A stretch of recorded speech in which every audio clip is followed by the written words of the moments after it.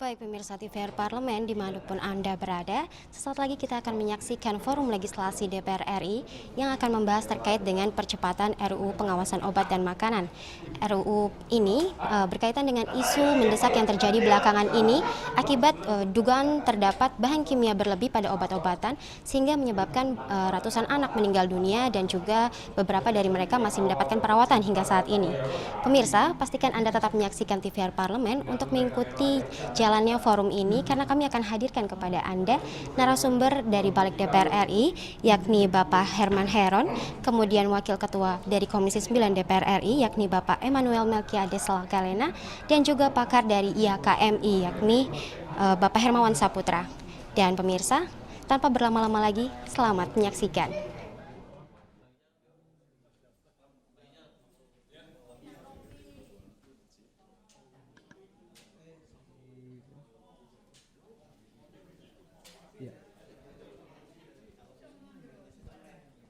Baik, Assalamualaikum warahmatullahi wabarakatuh. Selamat siang dan salam sejahtera untuk kita semua. Seperti agenda rutin yang selalu kita gelar setiap hari Selasa, Koordinatoriat Wartawan Parlemen bekerja sama dengan Biro Pemberitaan DPR RI mengadakan diskusi rutin forum legislasi yang pada siang hari ini bertemakan DPR kebut RUU pengawasan obat dan makanan. Pada siang hari ini sudah hadir bersama kita di depan kita sekarang sudah ada Kang Herman Heron dari fraksi Partai Demokrat, anggota Badan Legislasi DPR RI. Selamat siang, Kang. Lalu yang kedua, Dewan Pakar Ikatan Ahli Kesehatan Masyarakat Indonesia, Kang Hermawan Saputra yang sudah hadir juga di depan kita. Selamat siang, Kang Hermawan. Baik teman-teman yang masih di luar, mungkin saya himbau kembali untuk masuk ke dalam ruangan dan menempati kursi yang telah disediakan. Karena di DPR ini agak sulit untuk mencari kursi-kursi kosong. Karena kita sudah mau 2023. Akhir dari 2022 ya. Langsung saja, sebenarnya tema pada siang hari ini adalah mengenai kebut nih, Pak Kang. Kebut artinya sangat cepat nih. Mungkin kalau di mobil gigi R racing. Bukan mundur ya, Kang. Jadi D3.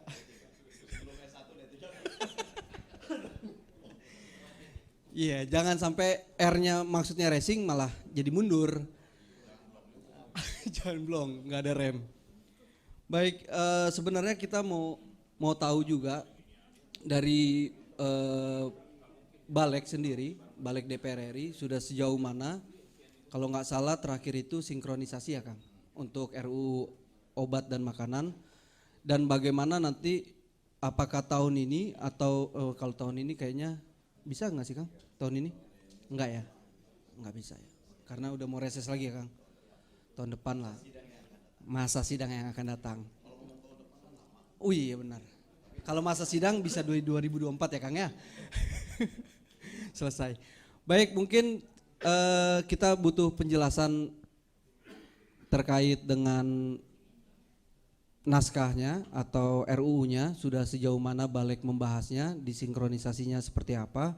Kita juga sedang menunggu Bang Melki untuk dari Komisi 9 untuk tahu juga sebenarnya RUU ini kenapa harus dikebut, apakah karena kasus ginjal akut kemarin akhirnya sadar DPR untuk mengkebutnya. Mungkin tidak perlu panjang lebar, Kang, silakan Kang untuk statement awal. Bismillahirrahmanirrahim. Assalamualaikum warahmatullahi wabarakatuh. Salam sejahtera untuk kita semua. Om Swastiastu, Nama Budaya, salam kebajikan, salam sehat untuk kita semua. Salam press room. Itu. Ya. Salam press room. Karena ini pegang mic sebelah kanan. Terima kasih yang saya hormati para narasumber, Saudara Ijal, moderator, kemudian inisiator press room, dan tentu forum balik ini akan saya manfaatkan dengan baik terkait dengan situasi dan kondisi terkini pembahasan rancangan undang-undang judulnya itu apa itu? Pengawasan obat dan minuman, makanan. Pertama, kita harus mengetahui dulu terhadap norma pembahasan di legislasi, bahwa yang mengusulkan rancangan undang-undang itu bisa institusi, bisa perorangan yang mengusulkan. Siapa saja bebas mengusulkan terhadap rancangan undang-undang ataupun revisi undang-undang yang tentu ini sangat bermanfaat bagi masyarakat. Karena usernya adalah seluruh rakyat Indonesia, tidak terkecuali. Ketika undang-undang disahkan, maka itu berlaku untuk seluruhnya. Yang kedua, proses terhadap pengusulan atau inisiatif undang-undang itu bisa dari DPR, bisa dari pemerintah. Dan kalau usul inisiatif dari DPR, maka DIM-nya, daftar inventarisasi masalahnya, dari pemerintah. Tapi kalau usulan atau inisiatif usulan rancangan undang-undang atau revisi undang-undang dari pemerintah, maka DIM-nya dari DPR. Biasanya untuk undang-undang yang perspektifnya ini menjadi urusan rakyat banyak, biasanya lahir dari DPR. Undang-undang yang perspektifnya sangat penting bagi pemerintah, biasanya munculnya inisiatifnya dari pemerintah. Ini normanya dulu supaya kita tahu tahapan-tahapan. Nah, inisiatif itu kalau di DPR itu didelegasikan pada komisi-komisi terkait. Kalau pengawasan obat dan makanan itu diserahkan ke Komisi 9, karena komisi yang membidangi kesehatan. Meski ada keterkaitannya, dulu pernah saya sebagai Ketua Panja melahirkan Undang-Undang Pangan 18 tahun 2012, salah satunya adalah membahas keamanan pangan, selain kedaulatan, kemandirian, ketahanan pangan. Yang keempat adalah keamanan pangan. Prinsip dasarnya sama, bahwa undang-undang harus menjamin terhadap keamanan pangan yang dikonsumsi. Keamanan pangan itu banyak aspek yang kemudian harus menjadi instrumen pengawasannya, misalkan dari mulai pembuatannya itu kan harus good processing practices gitu ya. Kemudian dari handlingnya sampai kepada marketnya, bahkan terhadap label iklan pangan sekarang diwajibkan isi harus sesuai dengan, mohon maaf, tulisan atau iklan pangan, label pangan harus sesuai dengan kontennya, isinya.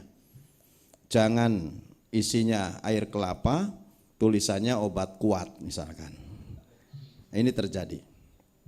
Nah, ini juga pada akhirnya sama.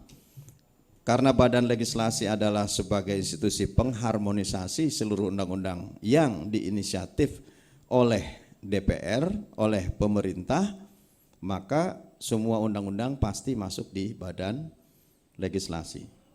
Dan kami hanya sampai ke tahapan harmonisasi. Kenapa harmonisasi? Supaya tidak redundant, tidak tumpang tindih. Bahkan pasalnya tidak boleh bertentangan dengan undang-undang lainnya. Karena di dalam norma pembentukan undang-undang, kalau bertentangan undang-undang satu dengan undang-undang lainnya, maka yang berlaku adalah undang-undang yang paling terkini. Sehingga jika ada yang bertentangan, undang-undang yang lama gugur secara otomatis. Namun di dalam perspektif hukum, biasanya ini juga dijadikan dasar bahwa kalaupun ada bertentangan, biasanya undang-undang lama itu dipakai, gitu ya. Contoh pada waktu bagaimana reklamasi Pantai Utara Jakarta ada dalam dua perspektif undang-undang. Yang tetap saja ada yang ngotot bahwa undang-undang lama gitu mendasarinya. Meskipun semestinya gugur dengan undang-undang yang baru. Nah, yang ketiga bahwa undang-undang harus melalui tahapan, selamat datang Bang Melki. Ya.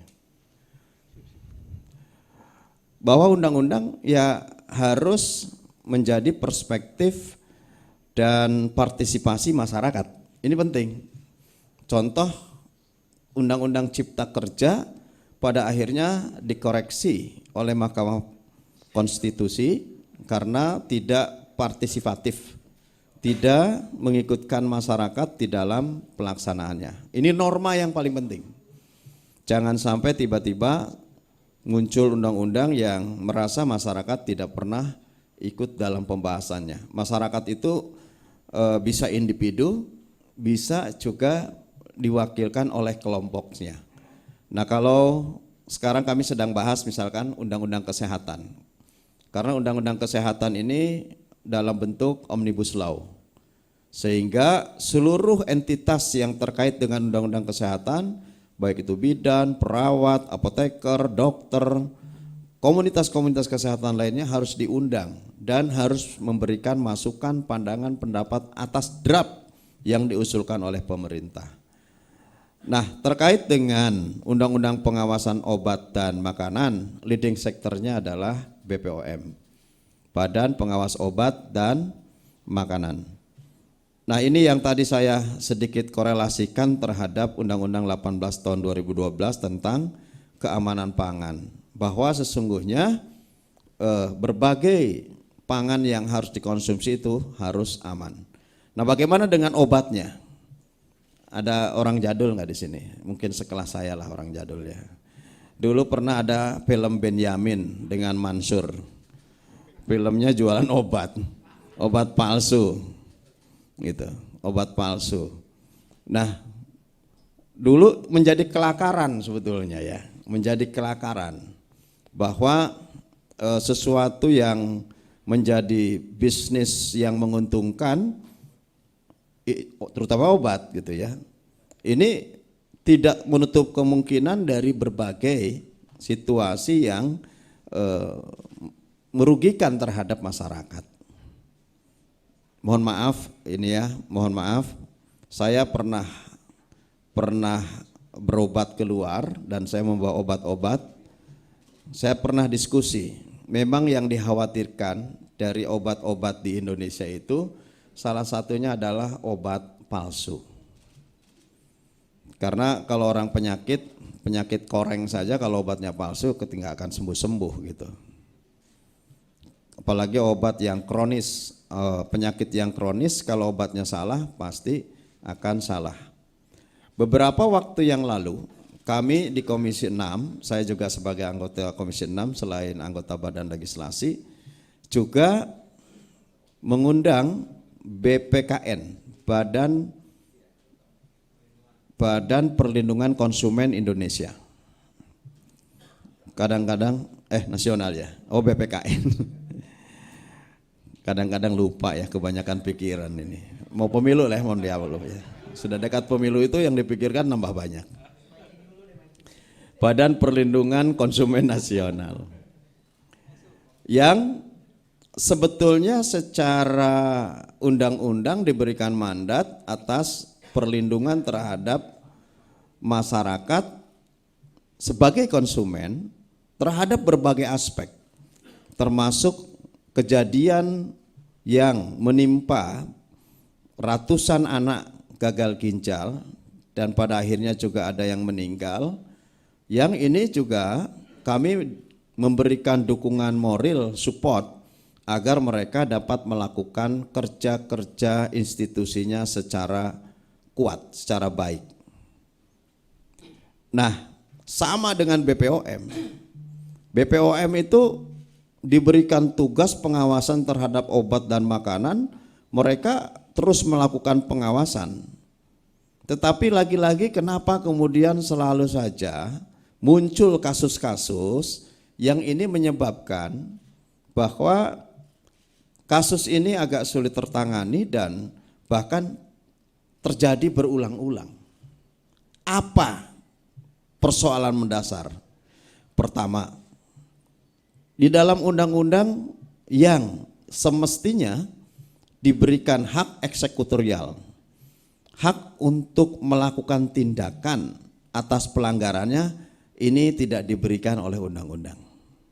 Ini sama dalam kerja BPOM maupun BPKN, tidak ada hak eksekutorial yang memungkinkan bahwa mereka bisa mengambil tindakan untuk mengeksekusi pada setiap pelanggaran.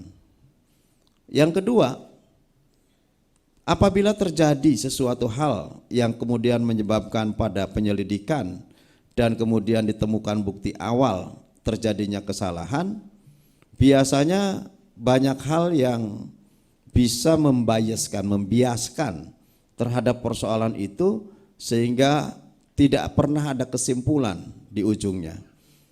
Apa? Ini karena terkait undang-undang hanya memberikan pendelegasian secara umum. Semestinya harus lebih detail. Tahapan-tahapan untuk sampai kepada hak eksekutorial itu juga diberikan tindakan-tindakan yang lebih detail. Sehingga ini akan direkomendasikan nanti dalam undang-undang yang melindungi terhadap konsumen. Yang ketiga, selalu kita dibenturkan dengan undang-undang lainnya, sehingga dalam perspektif adu hukum selalu kalah di dalam melakukan tindakan hukumannya. Seperti PKPU. Apa namanya? KPPU lagi. Komisi Persaingan Usaha. Mereka diberikan hak eksekutorialnya apa? Hak eksekutorial bukan terhadap unsur pidananya, tapi hanya unsur perdatanya. Sehingga yang bisa dia lakukan adalah hukuman denda. Padahal bisa saja pada setiap pelanggaran ada unsur pidana yang menyertainya. Oleh karenanya ini harus didetilkan. Nanti di Bang Melki lah detailnya, karena leading sektornya ada di Komisi 9 nanti pembahasannya. Setelah harmonisasi di tingkat badan legislasi dengan berbagai rekomendasinya, nanti akan diperdalam di Komisi 9. Nah, oleh karena itu, dalam perspektif menyusun undang-undang, kami di badan legislasi ini akan selalu terbuka. Maka itu forum legislasi di press room ini penting, beritanya harus nyebar secara masif supaya berbagai komunitas dan secara individu masyarakat akan tahu, oh DPR sedang ada menyusun undang-undang perlindungan obat dan makanan yang kami punya pengalaman, saya punya pengalaman, masing-masing punya pengalaman yang ini bisa menjadi usulan perbaikan, usulan penyempurnaan di dalam draft yang sedang dalam pembahasan.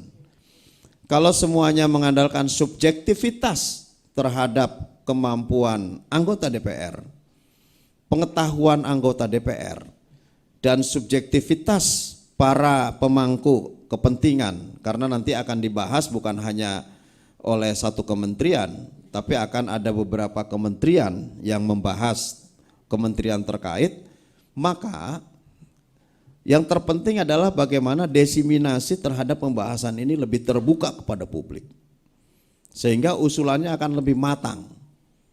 Pentingnya forum hari ini kan itu, pentingnya forum hari ini itu, supaya berbagai sarana media yang bisa menjadi usulan publik dalam penyempurnaan rancang undang-undang atau revisi undang-undang ini betul-betul bisa menyempurnakan terhadap pembahasannya. Yang terakhir sebagai pengantar yang ingin saya sampaikan, memang kejadian terhadap perlindungan konsumen ini terhadap konsumen, mohon maaf ya, kejadian terhadap konsumen bukan hanya pada obat, bukan hanya pada makanan, tetapi kepada jasa dan barang lainnya ini terjadi saat ini secara masif. Bahkan kalau berbicara perlindungan, kami juga sedang membahas bagaimana melindungi terhadap konsumen yang dirugikan dengan media digital. Terakhir banyak sekali yang dirugikan dengan bagaimana investasi digital melalui digital. Ini juga penting gitu. Jadi kalau sisi-sisi lain ternyata ini konsumen masih banyak dirugikan oleh para pelaku-pelaku kejahatan di bidangnya masing-masing, berarti secara umum bahwa ini harus ada perlindungan konsumen yang lebih extraordinary. Nggak bisa lagi dengan yang reguler-reguler saja, Pak. Gitu. Perlindungan terhadap obat ya harus extraordinary. Jangan sampai kita yang sakit beli obat sudah mahal, sudah harus mengeluarkan uang lebih besar, tetapi kemudian tidak memberikan efek apapun terhadap penyakitnya. Dan obat ini kan kalau kita baca di media massa, bahkan bukan hanya dilakukan oleh perorangan. Dulu ada kasus jamu misalkan, jamu yang dioplos dengan berbagai unsur kimia yang membahayakan. Memang memberikan efek. Bung Ijal ini pengen jamu kuat ya minum jamu kuat, efeknya ada. Efek samping nggak ada, efek belakang nggak ada, efek depan ada. Gitu. Tapi ternyata ada efek samping juga. Karena apa? Kita tidak pernah tahu dari unsur-unsur yang menyebabkan efek depan itu ada efek samping. Begitu Bung Ijal. Jangan bahagia dulu. Dalam jangka pendek berbahagia, dalam jangka panjang bahaya. Nah itu kan. Ini kan kasusnya sempat merebak ya, yang kasus jamu dulu. Merebak, kemudian hilang ditelan alam gitu ya. Terus kemudian muncul lagi. Bahkan kalau berbicara obat-obat palsu itu udah banyak banget lah. Pupuk palsu banyak banget. Cewek palsu sudah mulai banyak. Ini sebetulnya sudah pada titik rawan. Sudah pada titik rawan, Mas Hermawan. Bahwa persoalan perlindungan terhadap masyarakat sudah pada titik rawan. Hampir seluruh sendi-sendi yang ini menjadi kebutuhan konsumen, seluruhnya ada persoalan. Dan memang ini harus melahirkan undang-undang yang extraordinary crime bagi mereka yang melaksanakannya. Dan menurut saya juga kalau sekarang kan kita kadang-kadang selalu dibatasi oleh ini jangan melampaui undang-undang pidana yang sudah diatur dalam KUHP misalkan. Menurut saya kalau memang urgensinya perlu kita cantumkan tindakan hukum atau pasal-pasal pidana yang lebih ekstrim, ya cantumkan saja. Saya di Undang-Undang Pangan mencantumkan berbagai undang-undang ya berbagai pasal yang ini bisa dipakai acuan oleh aparat penegak hukum melakukan tindakan yang lebih ekstra, yang lebih betul-betul memberikan efek jera. Saya khawatir justru pada waktu kasus-kasus ini terjadi, termasuk bagaimana kasus gagal ginjal ini terjadi, terus karena dengan alam, ya kita karena faktor lupa, toleransi, kemudian ada isu lain, pada akhirnya isu ini menjadi hilang, ya akan berulang di suatu waktu, akan berulang. Oleh karenanya kami akan merekomendasikan pada pembahasan terhadap Undang-Undang Perlindungan Obat dan Makanan dan perlindungan lainnya terhadap konsumen, kita berikan bobot extraordinary crime supaya betul-betul memberikan efek jera. Jangan lagi ada orang jual obat tanpa izin Kemenkes dan BPOM. Jangan lagi itu. Apalagi sekarang kalau beli di online shop. Beli di online shop itu gampang dan cepat datang. Kadang kita mencari obat di toko-toko obat, di apotek-apotek sulit dicari, di online ada. Tapi datangnya belum tentu itu obat yang benar, obat yang asli. Bisa jadi ini obat yang menyesatkan, bukan menyehatkan, menyesatkan. Jadi oleh karena itu, kesimpulan saya bahwa dalam melindungi masyarakat memang harus ada pasal-pasal yang memberikan bobot extraordinary crime. Terima kasih. Assalamualaikum warahmatullahi wabarakatuh. Baik, terima kasih pada Kang Hero yang sudah memberikan statement awalnya. Sebelumnya selamat datang kepada Wakil Ketua Komisi 9 DPR RI Bang Emmanuel Melkiades Laka Lena. Selamat siang Bang, sudah mau datang. Bang, mungkin ke Bang Melki dulu. Karena kita mau tahu nih titik berat atau poinnya di RU pengawasan obat dan makanan ini Bang.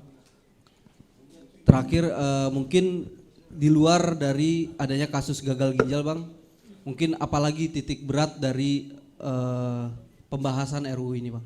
Silakan Bang. Baik, terima kasih. Selamat siang buat kita semua. Assalamualaikum warahmatullahi wabarakatuh. Shalom, salve, om swastiastu, namo buddhaya. Salam sehat bagi kita semua.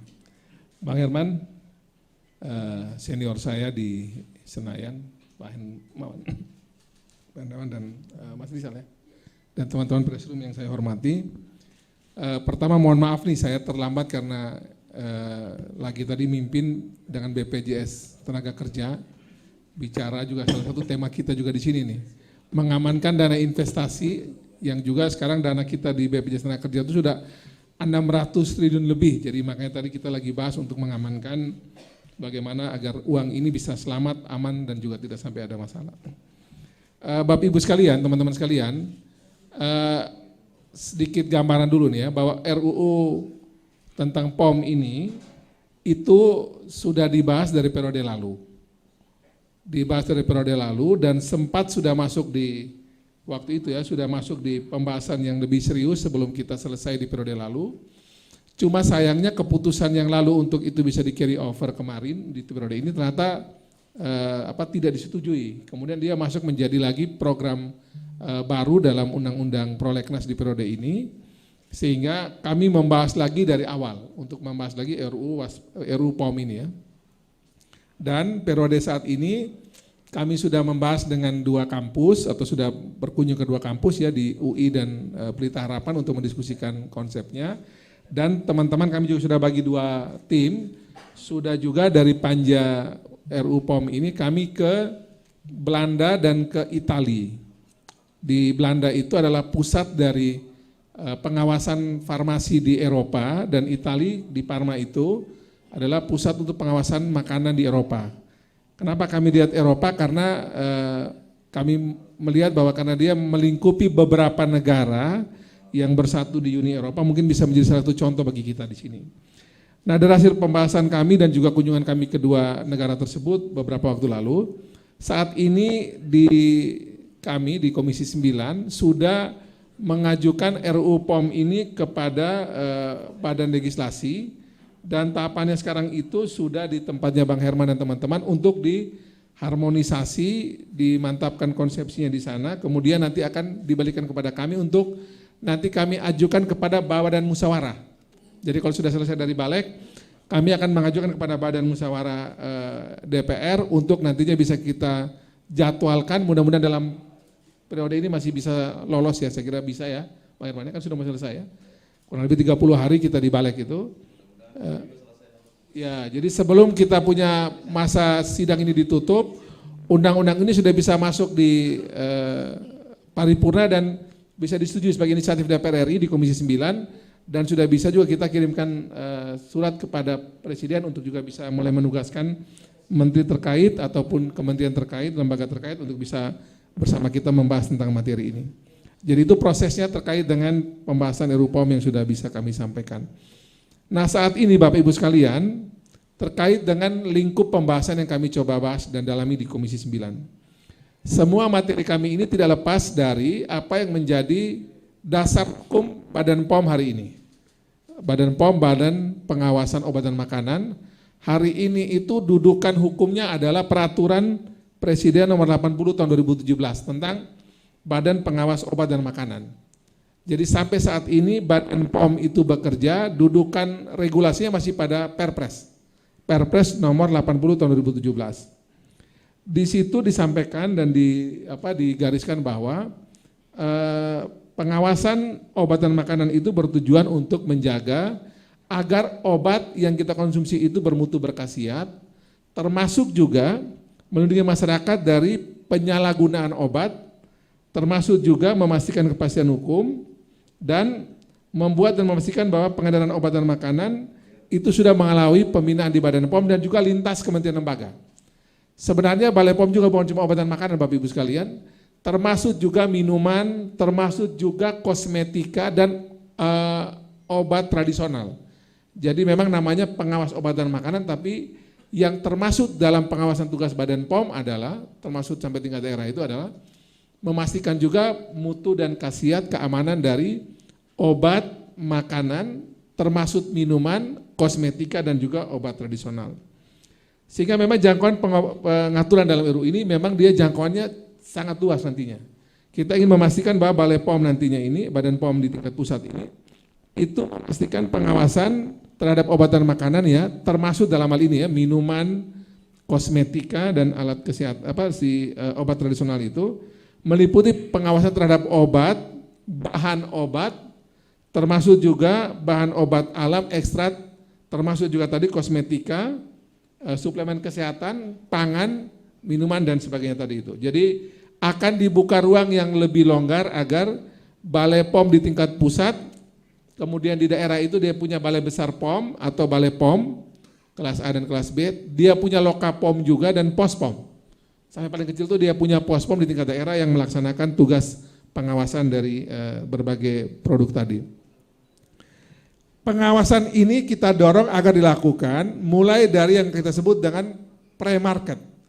Jadi pada saat orang mulai melakukan yang namanya persiapan untuk diproduksi, itu Balai POM atau Badan POM di tingkat pusat ini sudah mulai bisa melakukan proses pengujian atau mengecek dan mengawasi bagaimana ini akan diproduksi.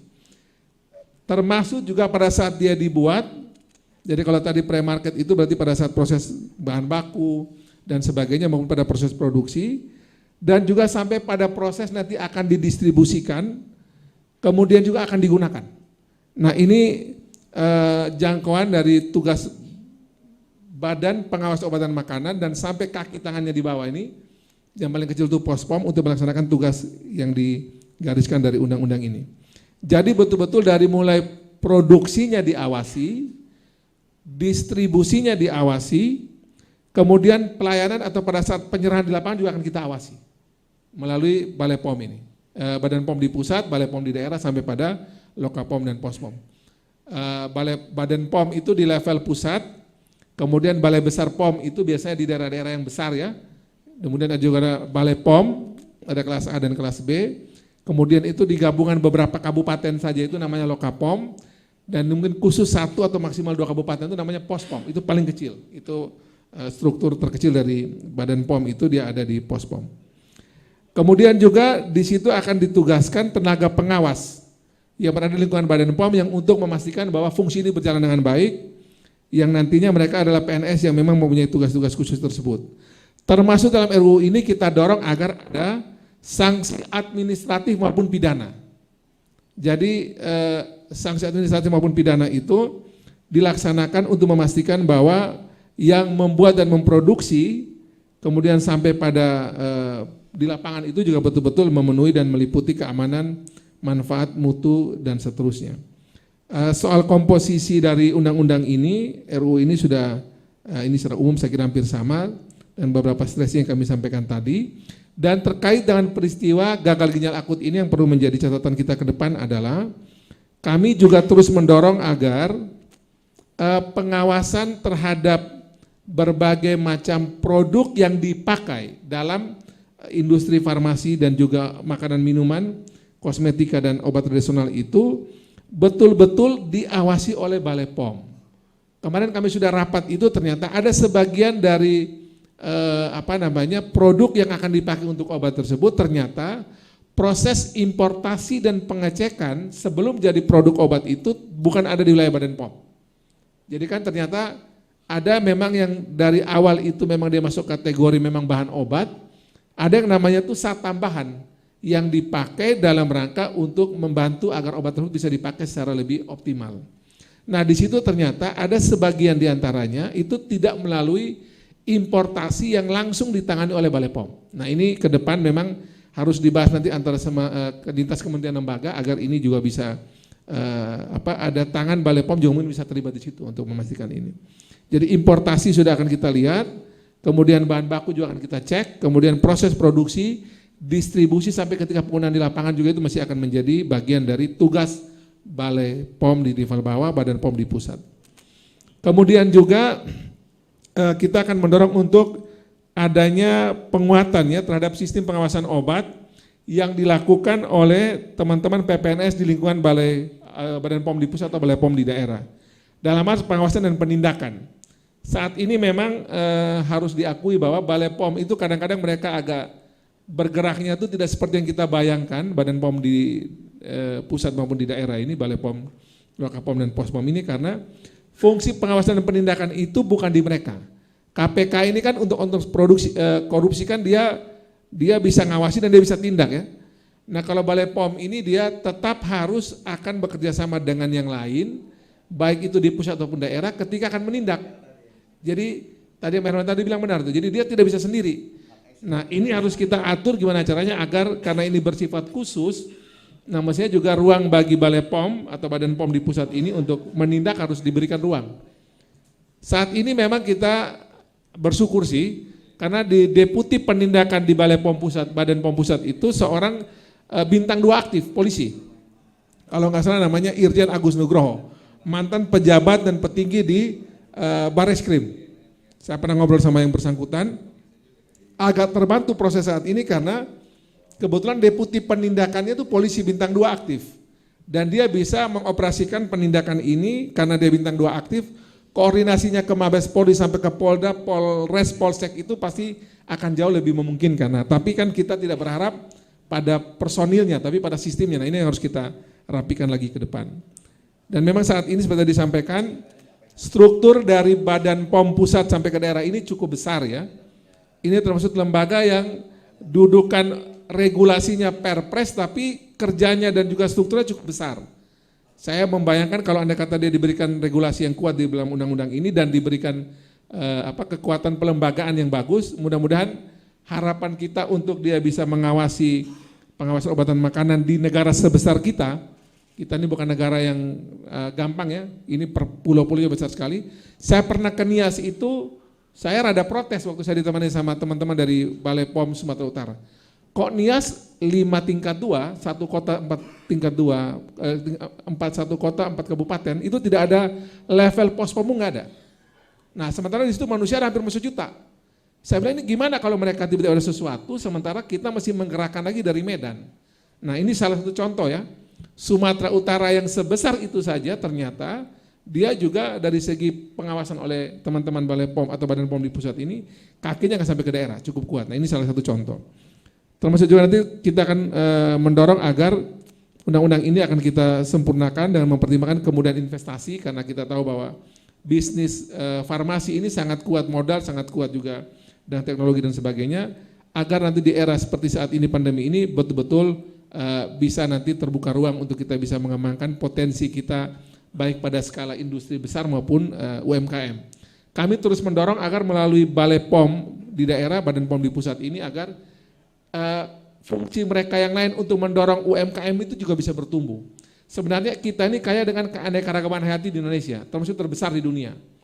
Nah kalau Badan POM di pusat sampai ke daerah ini juga bisa punya fungsi untuk memastikan bahwa sediaan farmasi, obat makanan minuman termasuk kosmetika dan obat tradisional ini bagus, itu bisa kita dorong juga melalui undang-undang POM ini agar Badan POM di pusat sampai ke daerah ini bisa juga instrumen untuk memperkuat kesehatan dengan memanfaatkan potensi dan juga keanekaragaman kita yang begini kaya ini. Kan ini potensi besar yang kita kalau ke Korea itu pulang kita beli ginseng mahal pun kita bangga gitu dari sana. Nah kita ini punya kekayaan jauh lebih besar daripada itu. Nah tapi Badan POM sendiri belum kita dorong ke arah sana. Termasuk juga kalau ini bisa bertumbuh itu juga mengembangkan juga ekonomi lokal sebenarnya.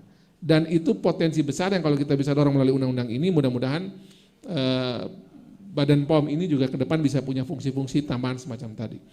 Saya kira ini saja mungkin menambahkan dari Bang Herman tadi, dan juga nanti kalau dari sisi pengamat saya kira abang saya ini sudah pasti akan memberikan catatan kritis bagi kami semua untuk membahas undang-undang ini. Sekali lagi terima kasih, sukses selalu buat Pressroom dan selamat siang. Siang Bang, terima kasih pada Bang Melki yang sudah memberikan penjelasan secara konstruksi dari RUU itu sendiri Bang. Baik, kita ke Kang Hermawan, Dewan Pakar Ikatan Ahli Kesehatan Masyarakat Indonesia. Kalau diperhatikan tadi dari penjelasan Bang Melki sendiri itu udah seperti yang kata Kang Hero, extraordinary crime. Karena itu sifatnya udah sampai ke bawah kan. Mungkin ini bisa melebihi dari kelembagaan KPK sendiri yang tidak bisa sampai ke bawah BP POM ini. Catatan apa yang masih bisa dilihat dari pakar sendiri dari RUU obat dan pengawasan obat dan makanan ini? Silakan. Baik, terima kasih Bung Ijal atas kesempatannya. Bismillah, Assalamualaikum warahmatullahi wabarakatuh. Selamat siang, salam sejahtera buat kita semua. Saya suatu kebanggaan ya bisa juga diundang kembali di forum Media Center Parlemen ini yang memang sudah diawali oleh dua senior di parlemen, yaitu Bang Herman dan juga Bang Melki. Nah, saya kemarin juga memberikan paparan juga di badan legislasi kemarin, Bang Herman terkait dengan RUU kesehatan nih, dengan metode Omnibus Law. Ini menarik sekali. Dan juga kami terbiasa dengan Bang Melki koordinasi baik via media juga di Komisi 9 tentang isu-isu kesehatan. Maka itu sebagai pengantar dari perspektif kesehatan masyarakat, saya berbicara dari evidence based public health. Jadi suatu fenomena dan bukti lapangan apa yang menjadi kegamangan sosial, kecemasan, kekhawatiran. Tentu kita sudah mendengar bersama bagaimana setahun terakhir terutama di 2022 isu berkaitan dengan apakah ada potensi dari mal produksi, mal distribusi atau mal konsumsi. Kalau terminologi dari Ombudsman, maladministrasi untuk kasus acute kidney injury atau gagal ginjal akut pada anak. Nah, kita sudah mengetahui bagaimana mekanisme kejadian, tetapi ada yang belum final sebagai final conclusion, statement tentang kausanya gitu ya, penyebabnya, apa yang menyebabkan itu. Maka sering kami sampaikan di berbagai forum bahwa ketika kita ingin menelusuri bagaimana evidence ini, suatu fenomena ini di lapangan, maka harus ada penyelidikan yang menyeluruh dan mendapatkan final statement tentang kausisnya atau penyebab dari gagal ginjal akut pada anak. Nah, ini belum ada, walaupun indikasi sudah disampaikan oleh Kementerian Kesehatan, berbagai organisasi dan kelembagaan termasuk profesi tentang adanya kemungkinan ketercemaran obat produk farmasi tertentu yang menyebabkan adanya keracunan. Yang menarik ketika kami dari IAKMI, Ikatan Ahli Kesehatan Masyarakat Indonesia, mendorong agar kasus ini menjadi KLB, tidak ada yang berani mengangkatnya menjadi KLB. Alasannya sederhana, dari sisi regulasi, di Kementerian Kesehatan itu ada peraturan Menteri Kesehatan tentang kejadian luar biasa penyakit tidak menular. Ada juga peraturan Menteri Kesehatan yang berkaitan dengan kejadian luar biasa keracunan pangan. Jadi kalau tadi Bang Herman menyinggung undang-undang pangan, ada juga turunan peraturan berkaitan dengan keracunan produk pangan. Tapi tidak ada peraturan yang mengatakan tentang potensi KLB untuk keracunan produk farmasi atau obat-obatan. Padahal ya secara ini Bang Melki ini seorang apoteker dan posisi beliau di pimpinan Komisi 9 sangat paham substantif dan filosofis. Betapa yang disebut dengan obat itu kan beda tipis dengan racun. Biasanya pembelajaran para farmasis di awal tuh antara obat dan racun tuh beda-beda tipis. Pada dosis takaran yang tepat itu sangat powerful untuk menyembuhkan dan menjaga kesehatan. Sedikit bergeser ke atas kurang lebih itu bisa menjadi racun. Tetapi tidak ada regulasi kita yang mengantisipasi tentang ini berkaitan dengan potensi keracunan. Maka itu tidak ada yang berani mengatakan KLB untuk kasus gagal ginjal. Padahal kasusnya bayangkan hampir 200 anak kita menjadi korban meninggal. Dan lebih dari hampir 300 prevalensinya gitu ya, atau kumulatif insidennya. Jadi kalau kita lihat situasi ini menunjukkan ada sesuatu. Ini juga mengingatkan kita ya, kalau teman-teman media masih mendokumentasikan, suatu waktu ada platform ojek online dan tiba-tiba di depan rumah kita ada ojek gitu ya yang bisa datang hadir tepat waktu, wangi pun ojeknya gitu ya, dan memudahkan. Tapi platnya plat hitam. Ada nggak regulasi yang mengatur saat itu? Enggak. Dari evidence ada terobosan teknologi informasi yang menyebabkan tiba-tiba ada ojek, fasilitas transportasi publik yang hadir, tetapi seluruh angkutan konvensional rasanya protes waktu itu kan. Nah jadi baru pemerintah dan juga kelembagaan terkait bereaksi, ada apa? Ada regulasi seperti apa yang bisa memfasilitasinya? Ternyata kosong, baru kemudian ada inisiasi untuk mendapatkan regulasi.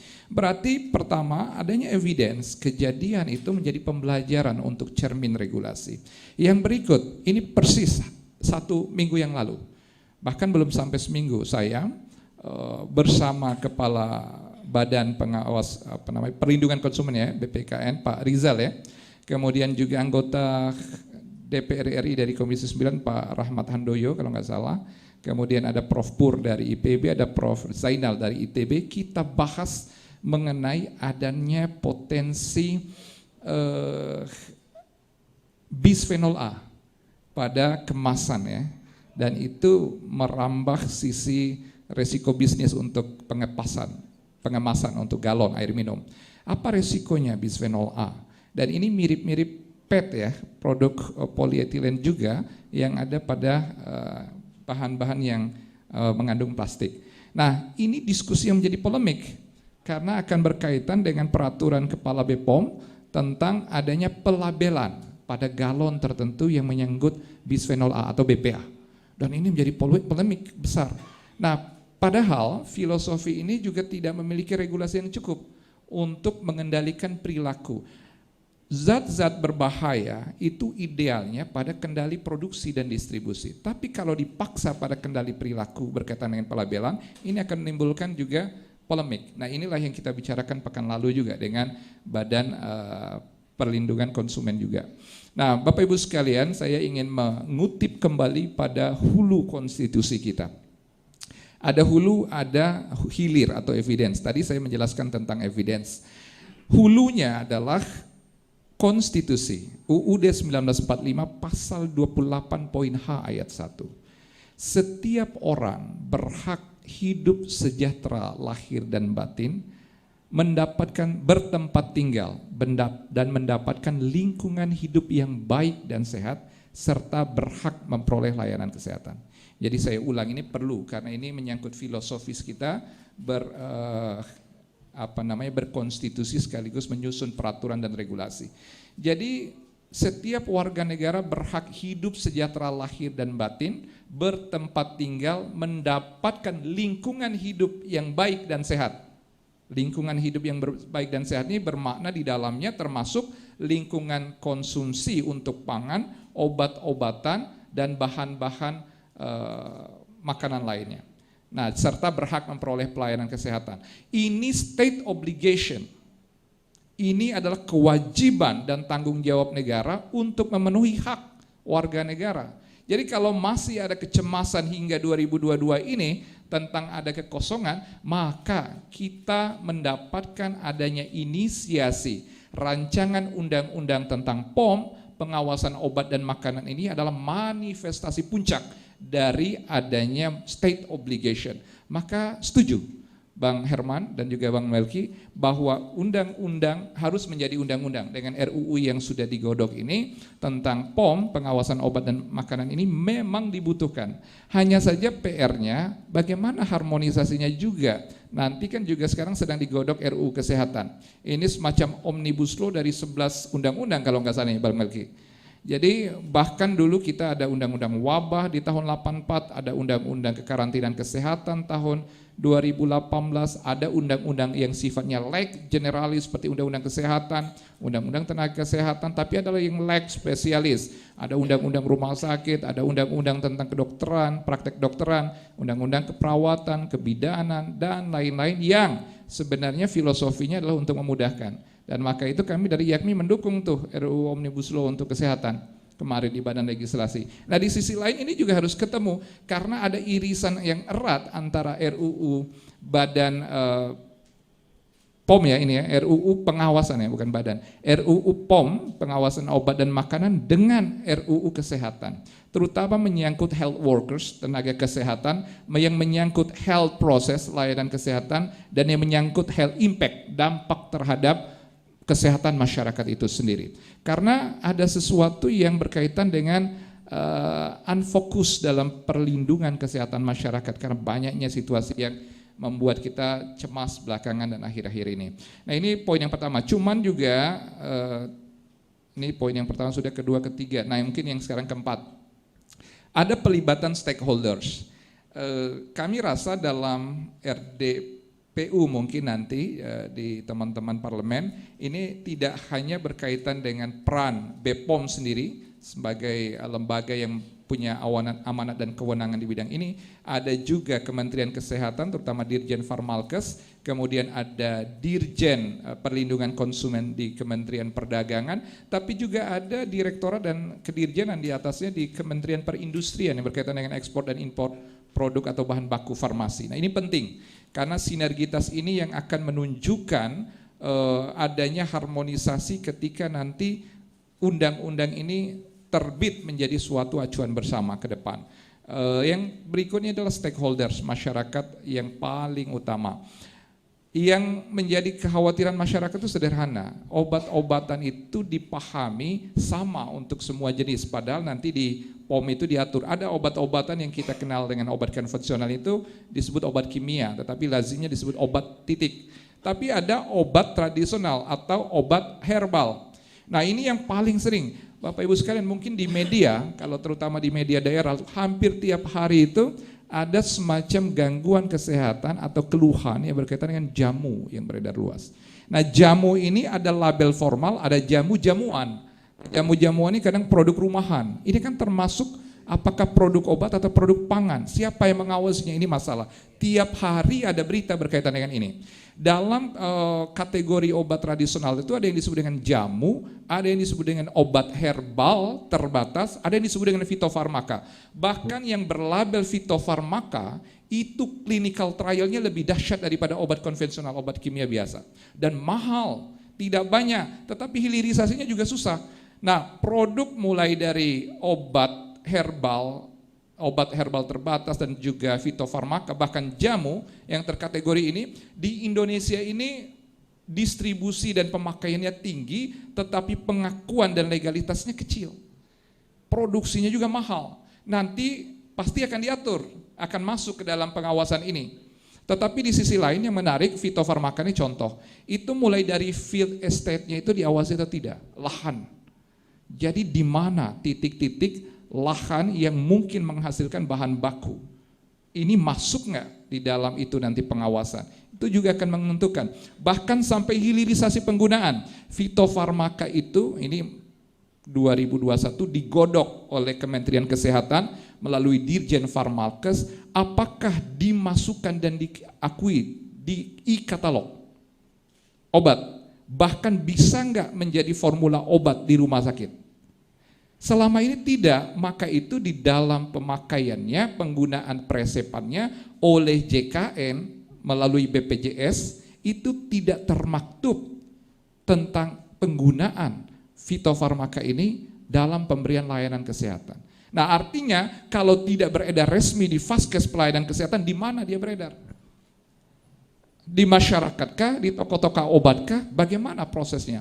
Jadi pemahaman kami harus ada satu kesatuan hulu ke hilir, mulai dari produksi, distribusi, sampai konsumsi atau layanan kesehatan, sehingga memang PR kita ini menjadi suatu upaya yang betul-betul menjamin pelaksanaan state obligation artinya tanggung jawab negara terhadap masyarakat sekaligus menjamin kualitas dan keamanan konsumsi masyarakat itu sendiri. Jangan sampai lagi ada istilah mal produksi, mal distribusi, dan mal konsumsi yang seolah-olah ini menjadi mal administrasi dan akhirnya membuat kita reaktif setelah adanya kasus. Kita ingin mendapatkan suatu kebijakan yang antisipatif, bukan reaktif. Tadi banyak contoh kebijakan yang mungkin muncul setelah adanya kasus, akhirnya kita seolah reaktif, tetapi kita dengan momentum yang baik, puncak manifestasi state obligation tadi adalah kebijakan yang antisipatif dan forecasting untuk masa depan berkaitan dengan transisi lingkungan, transisi perilaku, transisi penyakit, dan adaptif pada transisi kebijakan kita. Mungkin itu Bung Ijal sebagai stimulus diskusi kita. Terima kasih. Assalamualaikum warahmatullahi wabarakatuh. Waalaikumsalam warahmatullahi wabarakatuh. Terima kasih Kang Hermawan. Baik, kita langsung masuk ke sesi tanya jawab untuk dua penanya. Silahkan teman-teman yang ingin bertanya. Bang Erwin, Pak Eko, oh Kakak Freddy, oke siap. Silakan. Ini yang pengkonsumsi obat nih. Assalamualaikum warahmatullahi wabarakatuh. Nama saya Erwin Saputra, Pak. Ini sangat menarik sebenarnya masalah obat-obatan ini, dan saya sangat setuju apa yang dibilang Bang Herman Heron tadi, bahwa ini kejahatan manusia sebenarnya ini. Jadi saya ingin bertanya seperti apa yang dikatakan Pak Dokter tadi, bahwa obat itu beti dengan racun. Yang jadi pertanyaan Pak, ini dalam undang-undang ini apa dibahas juga tentang masalah kefarmasian apoteker Pak? Kenapa saya katakan demikian? Kita masih sering beli obat ke apotik, khususnya kalau mungkin di Jakarta mungkin hampir semua apotik-apotik besar sudah ada apotekernya. Tapi yang jadi permasalahannya di daerah-daerah Pak, saya pernah beli obat karena kebetulan untuk anak yang kecil itu kan harus diresep Pak. Saya tanya itu yang meracik obat itu apotekernya ada nggak? Hanya ditunjukin foto doang Pak.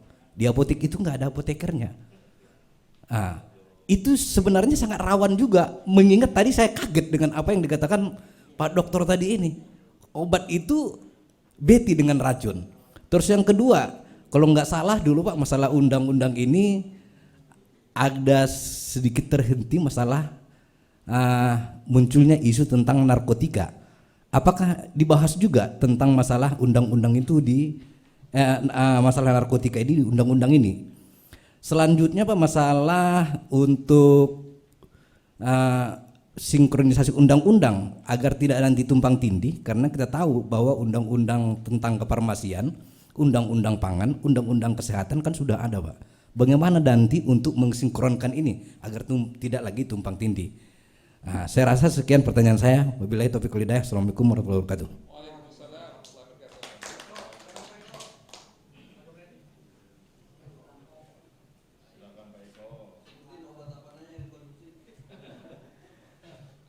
Terima kasih, nama saya Eko dari suarainvestor.com. Bang Herman, Mas Hermawan, dan Bang Melki. Tadi disinggung sedikit soal pengusaha UMKM, khususnya untuk herbal dan makanan. Nah, bagaimana agar undang-undang ini jangan sampai membuat takut, Mas? Membuat takut kalangan pengusaha UMKM, khususnya makanan. Karena kalau mereka harus juga mendaftar ke balai POM daerah, itu kos, Mas. Ujung-ujungnya uang juga mereka. Ini kan rawan suap. Nah, kita bagaimana supaya pengusaha UMKM yang baru bangkit ini dari pandemi ini jangan merasa terbebani juga. Itu yang pertama. Yang kedua, kalau obat impor ini nanti siapa yang akan dituntut, Mas? Karena di sini kan hanya sekedar distributornya. Yang ketiga soal obat herbal ini. Obat herbal ini sebenarnya kalau jamu ini tadi dikatakan Mas Hermawan ini gimana nih? Ini kan pengusaha jamu itu ribuan, Mas. Bahkan tuh menjadi konstituennya Bang Herman Heron juga. Nah, bagaimana mereka agar bisa dibina, Mas? Jangan sampai mereka juga ya merasa dipersulit untuk memperoleh perizinan. Makasih. Assalamualaikum warahmatullahi wabarakatuh.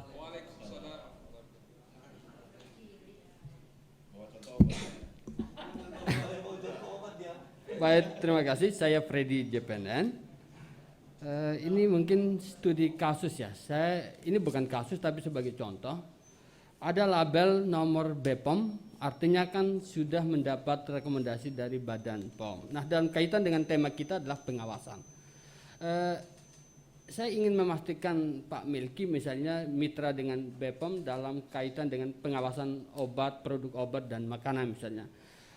Label yang dicantumkan setiap produk itu menggunakan label resmi BPOM. Tetapi sebuah industri memproduksi setiap saat. Nah, mungkin saja sebagai studi kasus saat itu ya terjamin kualitasnya. Tapi bagaimana produk-produk selanjutnya, apakah tetap terjamin tidak kualitas produknya sesuai dengan label-label dengan aturan-aturan? Itu yang kekhawatiran kita. Misalnya saya sengaja tadi niatkan, ini ya saya tidak ingin promosi, tapi kalau memang ini ada kata ginseng Mas ini Mas Ijal, ginseng cereal ya, tapi ini ya. Nah, saya ingin kira-kira ke depan mekanisme untuk memastikan bahwa setiap produk kan dalam setahun mungkin saja bisa sekali sekian jutaan yang diproduksi oleh sebuah produksi misalnya, industri misalnya. Bagaimana memastikan supaya kandungan-kandungan itu terjamin sesuai dengan label standar awal misalnya. Ini yang menjadi keraguan ke depan. Nah, kira-kira di undang-undang yang akan dibahas ke depan itu apakah mengakomodasi gagasan atau ide-ide seperti itu atau tidak? Saya kira terima kasih. Baik, terima kasih Kakak Freddy. Mungkin ke Bang Melki, silakan Bang. Saya mulai dari yang terakhir dulu nih. Kan ini yang paling sering terjadi nih. Gara-gara kasus gagal ginjal akut ini akhirnya data-data begini bisa kita lebih sharing lebih mudah. Produk yang akan dilepas pertama di pasar itu pasti akan melewati yang namanya untuk mendapatkan izin edar, itu yang lebih repot di situ biasanya. Untuk semua jenis produk. Makin produk itu berurusan sama bagian dalam tubuh kita yang kita minum itu akan jauh lebih kompleks tahapan-tahapannya dibanding yang kalau kita pakai misalnya obat obat gosok lah. Nah, ini contoh aja ya, kayak fresh care gitu kan, itu kan luar ya, itu lebih mudah mungkin. Tapi makin dia kayak obat-obatan yang itu menyentuh hidup mati orang, itu akan makin sophisticated, dia punya proses untuk mendapatkan izin edar.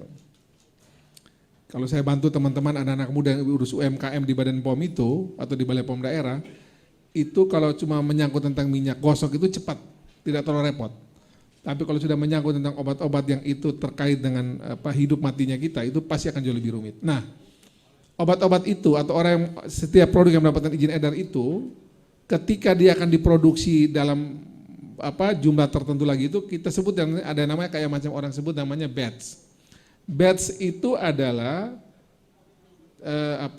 sejumlah tertentu produk yang dihasilkan pada periode tertentu. Dan itu akan diuji secara bergilir juga, tidak diambil semuanya tentunya. Tapi biasanya itu terkait dengan jenis tertentu itu yang tidak terlalu rumit, mungkin tidak terlalu mengkhawatirkan kita ya. Tapi kayak kasus yang obat sirup berbahaya kayak kemarin itu ada pembagian tugas antara Balai POM atau Badan POM di pusat ini dengan industri. Di mana industri juga itu harus melakukan proses pengujian internal dia terkait dengan apa yang sudah dia sampaikan ketika awal tadi dia dapatkan izin edar gitu. Jadi tidak semuanya itu memang Balai POM akan melakukan pengujian seperti biasa. Nah, tapi dia akan melakukan pengujian secara acak di lapangan. Jadi nanti secara rutin itu Balai POM di daerah atau Lokapom atau Ponpos POM dia di daerah itu akan pergi ke apotik atau toko obat atau ke pasar-pasar untuk ngecek tuh. Produk ini masih sama nggak dengan izin edar yang dia minta awal gitu. Kalau itu bermasalah akan nanti ketahuan, ini ada di nomor berapa, itu ada di batch berapa, ketahuan. Terkadang juga kayak kasus kemarin saya cermati itu, gagal ginjal akut ini, produk yang sama, berbeda batch atau waktu dia diproduksi, itu bisa berbeda hasilnya. Ada yang mengandung etilen glikol atau dietilen glikol pada jumlah yang masih di bawah normal, dan itu boleh kita konsumsi. Ada obat yang sama itu di batch tertentu, dia lebih tinggi gitu. Nah ini memang inilah yang harus mengecek, ini memang orang-orang teknis di Balai POM sendiri atau di Badan POM, dan inilah kemudian perlu kita nanti pikirkan regulasinya ya, karena kalau kita minta Balai POM atau Badan POM itu nguji setiap saat, tentu ada konsekuensi SDM, biaya, alat yang kita juga harus siapkan buat dia. Nah ini yang kita lagi coba atur dengan baik sehingga nanti sekali lagi ini mesti berbagi beban sehingga juga nanti negara juga tidak kemudian harus mengeluarkan banyak biaya di sini. Kayak sekarang ini juga Bapak Ibu sekalian, teman-teman sekalian, sampai saat ini Kemenkes RI itu masih dan Badan POM itu masih menahan atau belum membeli rilis paling baru terkait dengan obat-obat sirup atau sediaan cairannya itu yang boleh diminum lagi sekarang. Ini banyak industri farmasi udah pada teriak ini. Terutama mereka yang kerjanya betul ini. Jadi kami sering sekali mendapatkan permintaan dari berbagai produk-produk atau perusahaan farmasi ini, apakah bisa diminta untuk Badan POM dan Kemenkes ini mempercepat proses pengujian. Kami juga kasihan juga mereka karena mereka punya produk tidak bisa dipakai. Di lapangan juga kemudian dokter-dokter termasuk anak-anak kita yang hobinya sirup itu tidak bisa juga minum. Termasuk juga ekonomi akan jadi mandak gitu. Itu perlu diteliti itu selama Kemenkes dan Badan POM tahan sediaan cairan ini, itu berapa triliun uang yang tidak mutar itu. Mesti dicek tuh. Itu bunyinya bukan ratusan miliar. Saya pikir sudah triliun itu. Kan itu sampai kepada obat tradisional kayak jamu saja yang cair misalnya kayak tolak angin sekarang stop dulu sementara. Nah ini yang saya kira mesti kita pikirkan. Jadi tadi catatan dari Bung Freddy tadi benar, ini ada pembagian tugas ya. Jadi di saat awal itu Badan POM yang menguji, tapi ketika sudah diproduksi kayak tadi itu juga nanti biasa Badan POM mendapatkan juga hasil ujian internalnya perusahaan. Nah mereka nanti akan ceknya itu biasa sampling aja ke lapangan, tidak seperti yang awal tuh dia checkingnya agak lebih dalam. Yang kedua terkait dengan pengusaha UMKM tadi, jamu dan sebagainya, memang saat ini saja sebenarnya kami sudah mendorong agar Badan POM di pusat, Balai POM di daerah itu untuk juga memberi perhatian terhadap teman-teman UMKM termasuk jamu. Ini sebagai catatan saja ya, mungkin perlu dicek lagi. Saya pernah ketemu Ketua GP Jamu Ibu Rani, dia bilang begini, waktu zaman kita DPR RI juga kita dulu bikin obat COVID-19, mungkin teman-teman Presiden juga mungkin dulu dapat yang punya Bang Rasko tuh. Yang apa namanya itu? Apa COVID nih? Herbafit dulu kan kita dulu produksi, DPR RI memproduksi loh itu. Maunya Bang Dasko itu yang pimpin kita dari Satgas Covid, kita produksi herbal untuk penanganan Covid, izin edar Badan POM kita dapat. Itu saya ngurus di Badan POM tuh, sampai dapat izin edar Badan POM untuk kita gunakan herbal untuk penanganan Covid. Saya kira mungkin teman-teman Presum ada yang pakai, saya justru dulu urusin pakai, pencegahan maupun pengobatan. Nah, waktu itu bagian dari bagaimana kami lihat bahwa Badan POM juga itu ingin membantu juga teman-teman UMKM. Jadi tadi benar tuh Mas Eko. Jadi undang-undang ini nantinya akan mendorong betul agar kami bisa banyak membantu kepada UMKM, kepada jamu-jamu ini. Termasuk juga ini data yang mesti dikonfirmasi ya. Tapi ini kata Ketua GP Jamu bilang gini, kami semua ini kira-kira total 100 perusahaan jamu itu ada di kelompok satu. Ada satu perusahaan yang besar itu ada di kelompok yang lain. Saya nggak enak sebut nama perusahaannya gitu. Tapi total 20 triliun ini uang berputar di urusan obat tradisional ini ada 20 triliun. Kurang lebih lah 20 T. Itu 10 T-nya bagi 100 perusahaan, 10 T-nya ini milik satu perusahaan. Ini menurut Ketua Umum GP Jamu, Bu Rani. Nanti bisa dicek kepada orangnya. Jadi total uang jamu, uang untuk obat tradisional itu kurang lebih 20 triliun. Kalau obat secara umum untuk farmasi itu kurang lebih hampir 80 sampai 100 triliun. Jadi Badan POM ini Bapak Ibu sekalian, kalau saya hitung-hitung ya, dia tuh urus makanan dan minuman, itu hampir kurang lebih 800 sampai 900 triliun total perusahaan yang bergerak di makanan minuman di negeri ini. Kemudian dia urus lagi kosmetika, impor maupun ekspor, kurang lebih 100 T. Belum industri farmasi, belum lagi obat tradisional. Jadi Badan POM ini total dia urus perusahaan yang bergerak di bidangnya dia ini hampir kayak itu 1.100 sampai 1.200 triliun rupiah per tahun. Jadi betapa besarnya kita harus memberikan perhatian pada undang-undang ini karena yang diurus oleh teman-teman Badan POM nanti ini angkanya kurang lebih 1.100 sampai 1.200 triliun, angkanya besar sekali. Melebihi angka urusan minyak ini. Ini angka yang akan mutar di obat, makanan, minuman, kosmetik, obat tradisional itu total saya itu hampir 1.100 sampai 1.200 triliun. Sekali lagi angka mesti dicek, bisa cek di Ketua Asosiasi Pengusaha Farmasi, obat tradisional, kosmetika dan juga makanan minuman. Nah, pertanyaan pertama saya kira gini ya. Memang kami apoteker ini ini memang seperti tadi Bang Herman tadi sampaikan tadi benar itu. Jadi kami ini termasuk juga yang paling akan disalahkan kalau ada masalah kayak begini. Kita ini makan, Bapak Ibu sekalian, makan satu bakul nasi pasti mati, Pak. Kalau makan satu bakul nasi itu satu kali makan pasti mati kan. Kebanyakan makan nasi pasti mati. Karena waduh itu udah pasti bikin muntah-muntah, udah pasti darah kita udah hancur lah itu. Tapi kalau makan sepiring nasi masih hidup kita. Nah itu sama kayak obat. Jadi kalau salah dikasih porsi obat, apalagi ada saat tambahan kayak kemarin EG dan DEG yang berbahaya, ini pasti mati. Nah sayangnya adalah kalau kita bicara kasus terbaru ini ya, tadi saya ngobrol-ngobrol juga. Sampai kemarin saya masih terima lagi dari ada salah satu asosiasi dokter umum, ketemu saya di ruangan. Mereka juga kasih atensi soal undang-undang Omnibus Law ini. Tempatnya Bang Herman nanti ini nih, di balik nih. Jadi mereka bilang, bisa tanya mereka juga, ini dokter-dokter umum nih. Dokter umum itu Bapak Ibu sekalian, itu total 3/4 dari total dokter di tanah air. Itu adanya di mereka itu. Jadi dokter spesialis itu cuma 1/4 dari total jumlah dokter di tanah air ini. 3/4 itu dokter umum. Jadi saya tanya mereka begini, itu menurut teman-teman dokter umum ini yakin nggak bahwa itu karena urusan menyangkut obat saja? Gitu. Mereka pun nggak begitu yakin juga. Mereka ya, ini bukan saya nih. Mereka nggak begitu yakin juga. Saya tanya apa dasarnya? Ya kami juga lagi cari dasarnya karena kami juga nggak begitu yakin. Tapi bahwa perusahaan-perusahaan yang memang perusahaan ya memang itu dia ngambil itu dari jalur yang nggak benar dia pakai itu urusan lain. Itu memang mungkin ya itu mungkin pidana benar lah itu. Tapi kalau dia sudah masuk di berbagai produk yang selama belasan tahun orang pakai nggak ada masalah itu mereka sendiri nggak begitu yakin juga. Nah tapi memang faktanya adalah ketika penggunaan obat sirup ini diturunkan itu semua rumah sakit menyampaikan bahwa penyakitnya pasiennya turun. Ini fakta ya, kita bicara fakta. Tapi kalau ditanya sama teman-teman dokter, mereka juga nggak begitu yakin. Demikian pula farmasis. Saya tanya teman-teman apoteker juga, kami nggak begitu yakin ini jebolnya di sini. Nah tapi inilah, ini antara fakta dan keyakinan ini kan dua hal yang berbeda ini. Keyakinan kan tidak harus faktual, tapi fakta ya mesti faktual dong yang kita di lapangan. Nah ini yang bagi kami sendiri di dunia farmasi, saya kebetulan juga sering bersama teman-teman itu, ini yang hal yang mesti harus kita cari sehingga nanti ke depan kejadian semacam gagal ginjal akut ini tidak terjadi lagi. Nah terkait dengan tadi menyangkut narkotika tadi memang kami tidak bahas khusus di undang-undang ini karena nantinya itu ada undang-undang tersendiri. Demikian pula kayak beberapa tadi yang pertanyaan lebih spesifik tadi itu juga ada undang tersendiri.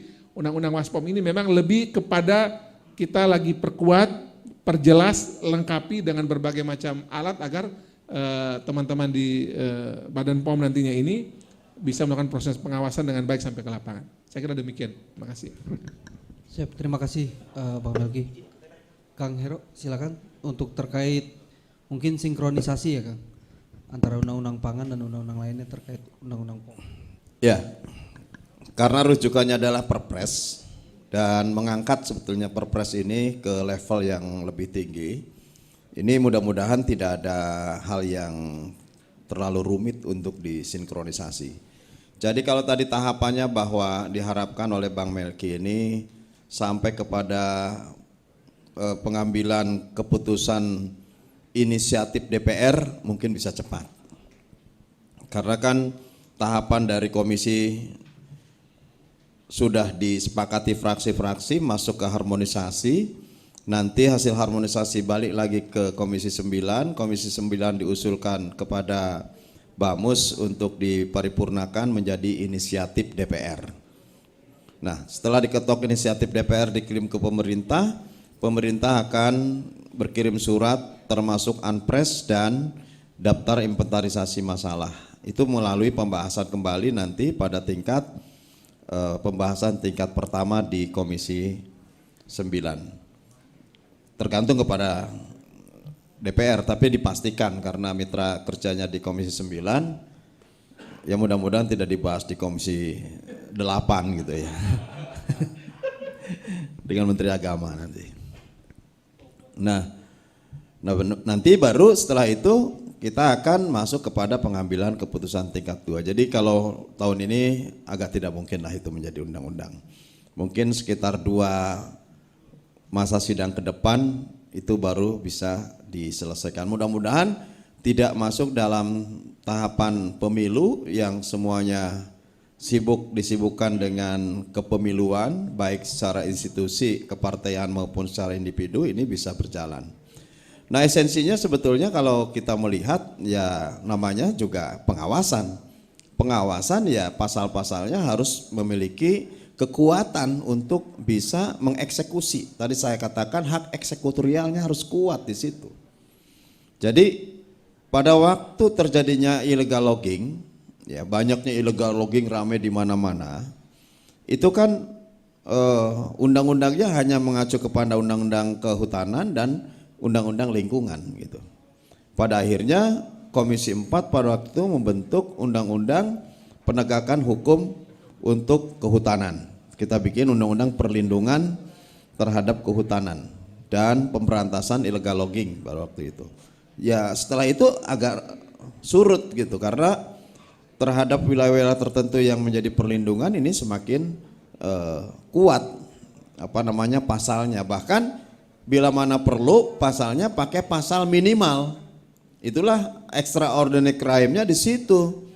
Jadi jangan juga maksimal hukuman 20 tahun. Ketika diketok palu hukumannya hanya 1 tahun gitu. Karena apa diberikan hukuman maksimal? Semestinya kan minimal 5 tahun, maksimal misalkan 20 tahun. Jadi ngasih rentang.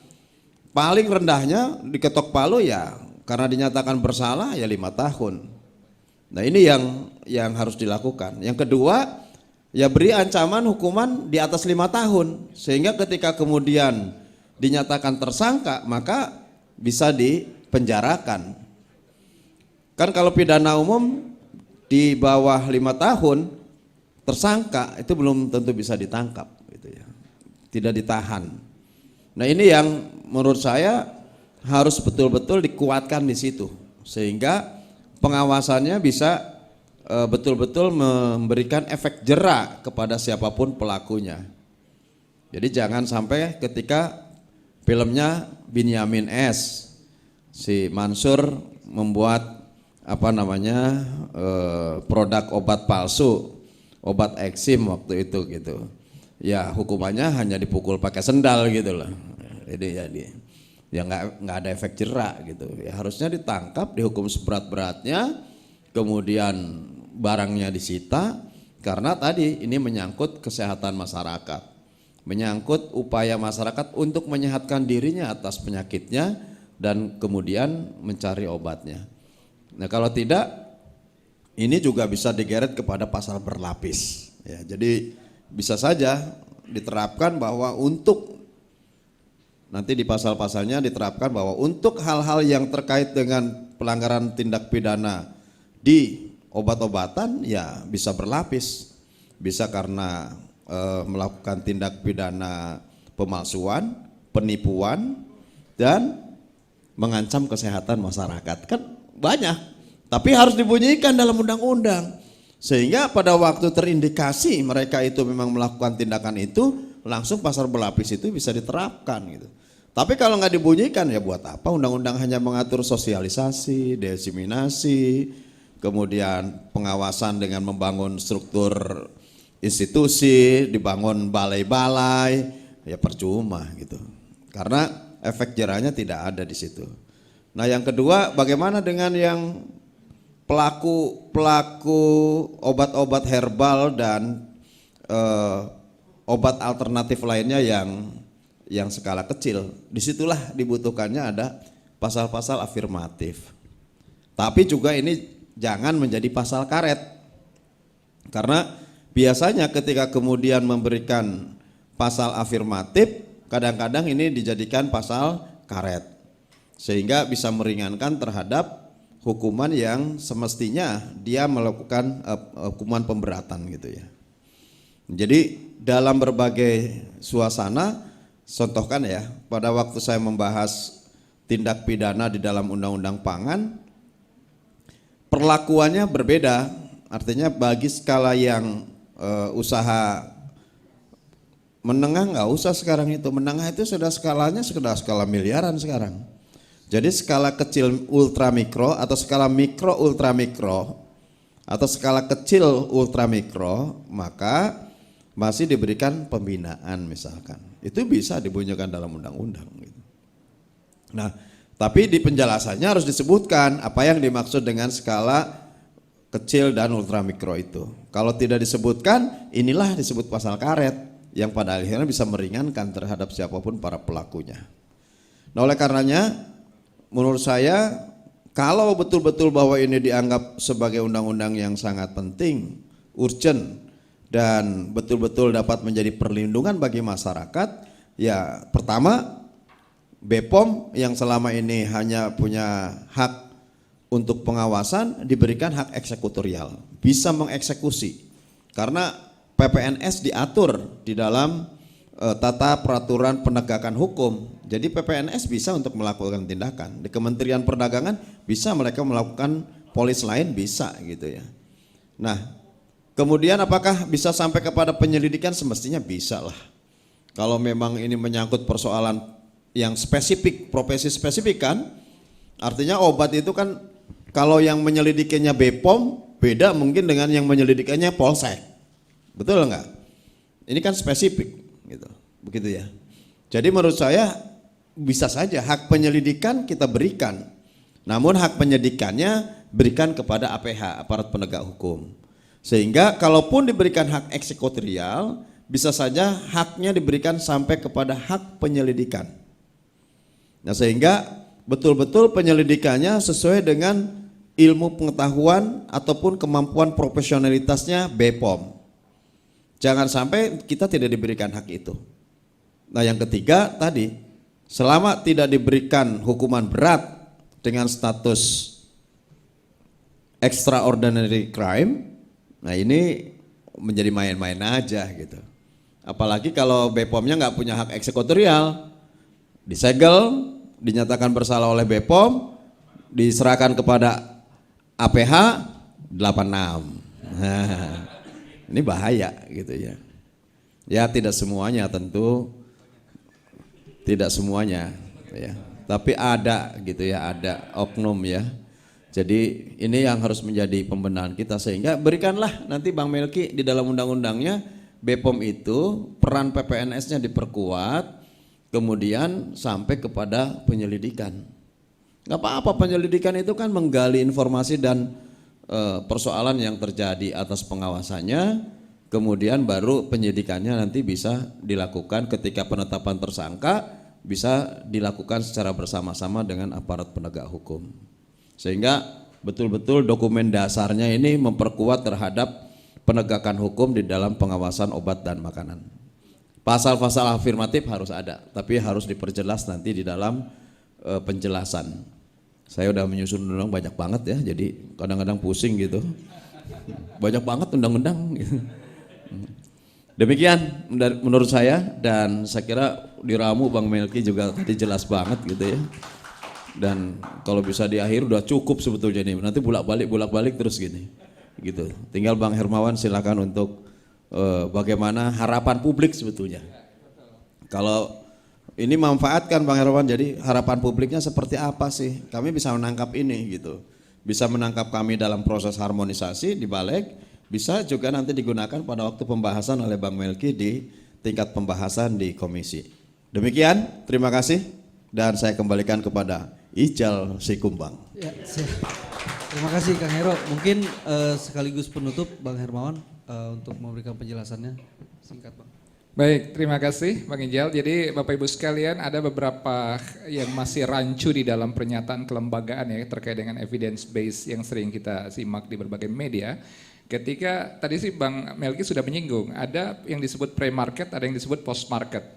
Ketika BPOM mengeluarkan izin edar dan mulai berbicara marketplace, mulai dari distribusi sampai kepada retailer atau penjualan itu ini dianggap wilayah yang banyak berkaitan dengan quality assurance-nya dari industri atau perusahaan.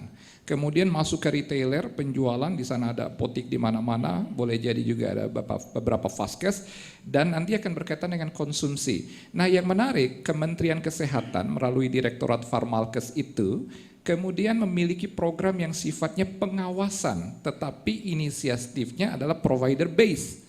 Ada apoteker yang disebut dengan apoteker agent of change. Programnya namanya program Gema Cermat, gerakan masyarakat cerdas menggunakan obat. Tujuannya apa? Ada 5, benar pasiennya, benar obatnya, benar dosisnya, benar waktu pemberiannya, dan benar cara pemberiannya. Ini suatu upaya yang sifatnya programatik. Menarik, bentuk pengawasan provider base bentuknya adalah programatik. Ini udah dikembangkan, maka itu kami berharap di dalam RUU ini nanti juga ada dan ditebalkan mengenai peran ini. Tapi yang masih menjadi tanda tanya adalah peran partisipatif publik dalam hal pengawasan. Ada nggak semacam komisi atau juga dewan masyarakat atau NGO atau apa yang juga melakukan upaya partisipatif tetapi memahami mulai dari regulasi, memahami substansi obat dan pengawasannya dari programatik, tetapi melihatnya dari perspektif publik dan untuk public health gitu ya, untuk kesehatan masyarakat. Nah, ini menjadi sesuatu yang sifatnya berlapis, yang hulu sampai hilir. Ada tadi pada sisi regulator, pemerintah, DPR RI misalnya, dari sisi kebijakan, kendalinya sudah ada, kendali kebijakan, kendali perilaku pada proses pengawasan terutama yang post market, ini yang harus kita kuatkan. Dan rasanya di sisi ini yang memang kita juga masih lemah. Mudah-mudahan ini menjadi perhatian dan diperkuat di dalam RUU nanti ini, sehingga pengawasan itu betul-betul menyeluruh, tidak ada lagi ada dikotomis. Oh, ini wilayah pre-market regulated. Jadi kalau kita bicara tentang pre-market, Indonesia ini termasuk negara yang cukup ketat dalam produksi. Bayangkan aja mulai dari konsepsi, kemudian praklinis, klinis, sampai clinical trial di komunitas, itu semua ketat sekali. Tapi begitu masuk ke post-market, nah inilah kasus etilen, dietilen glikol ini menjadi seolah tantangan kroposnya gitu ya, akhirnya belum menemukan siapa yang sesungguhnya menjadi primer responsibility personnya, ini kita belum lihat sampai sekarang karena di sini. Maka itu yang bisa kita amankan adalah pengawasan, dan program Gema Cermat itu juga patut kita jadikan instrumen juga untuk penguatan pengawasan berbasis provider di lapangan dan berbasis community juga di lapangan. Saya pikir itu poin dari saya. Terima kasih, mudah-mudahan ada manfaatnya. Billahi taufiq wal hidayah. Assalamualaikum warahmatullahi wabarakatuh. Terima kasih Kang Hermawan. Berakhir pula acara diskusi kita pada siang hari ini. Terima kasih kepada para narasumber yang sudah hadir. Terima kasih pada rekan-rekan media. Wabillahi taufiq wal hidayah. Wassalamualaikum warahmatullahi wabarakatuh. Baik pemirsa, itu tadi forum legislasi dengan pembahasan terkait dengan percepatan RUU pengawasan obat dan makanan. Dan saat ini telah hadir bersama saya salah satu narasumber dari forum tadi, yakni Bapak Herman Heron, untuk berdiskusi terkait dengan forum tadi. Baik Pak, melihat saat ini DPR kebut RUU ini, kira-kira apa yang akan diatur dalam RUU ini Pak? Ya, pertama kan BPOM ini sebagai otoritas pengawas terhadap obat dan makanan belum memiliki instrumen regulasi yang cukup untuk pengawasan.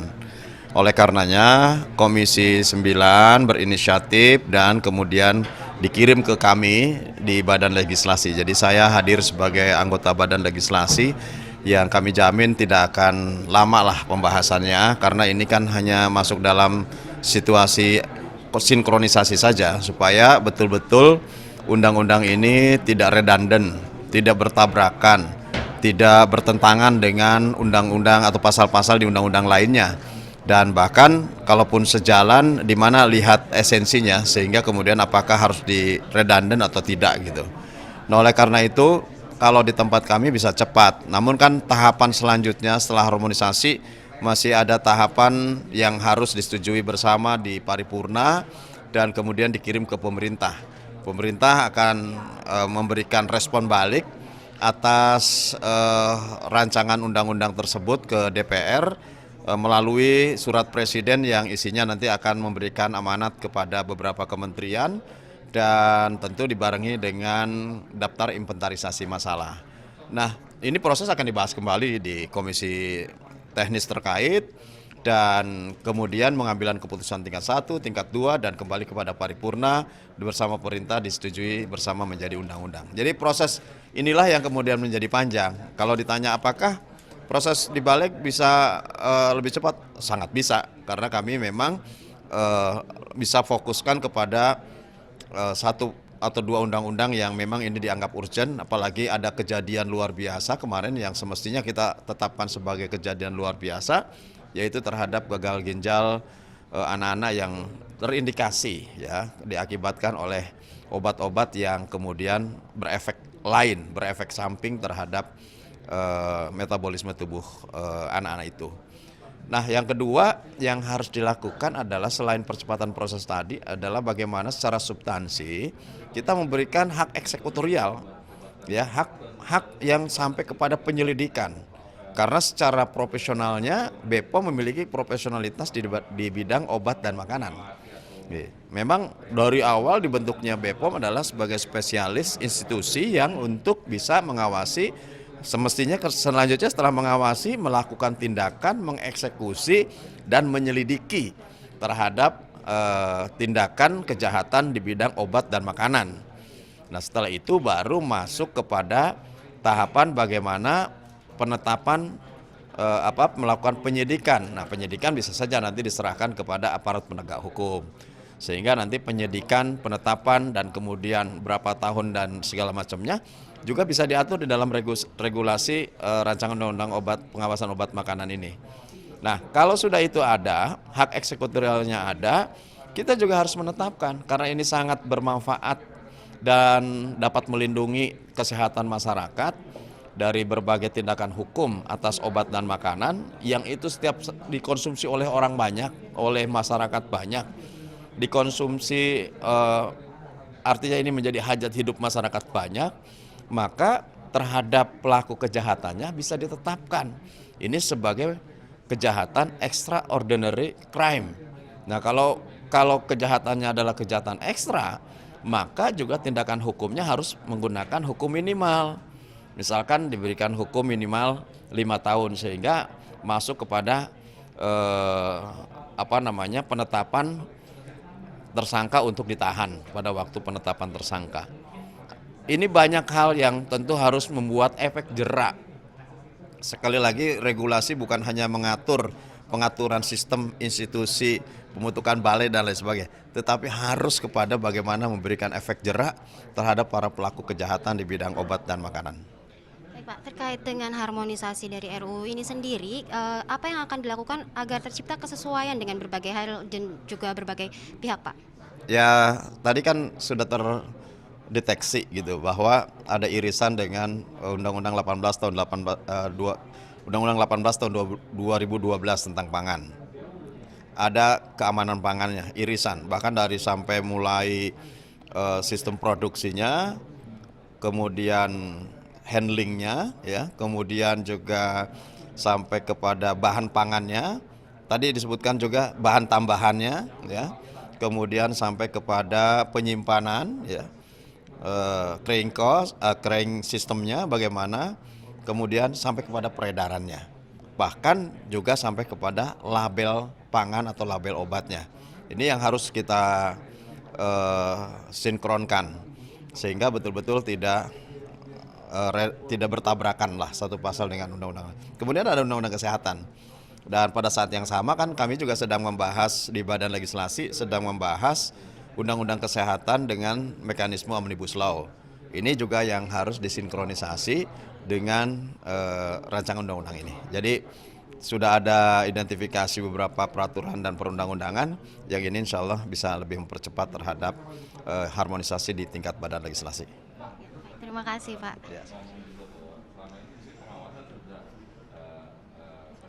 Dan pemirsa TVR Parlemen, itu tadi forum legislasi hari ini dan sampai jumpa di forum legislasi berikutnya.